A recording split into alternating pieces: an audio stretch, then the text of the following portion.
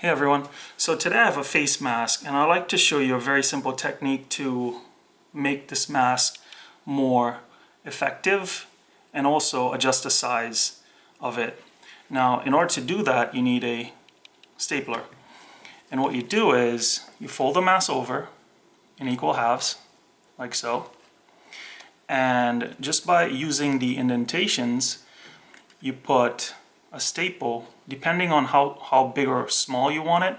The further in you go, it makes the mask smaller, but if you keep it further out, it remains bigger. So for me, I put a staple right at the middle, but you want to also come at the very end.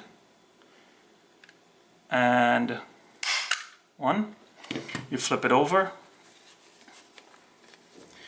and you do the same thing on the other side. Now this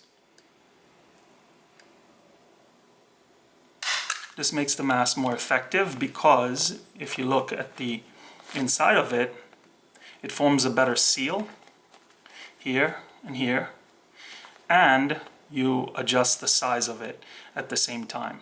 So that's a quick video on how to make a disposable face mask fit better, and I hope you like it. Please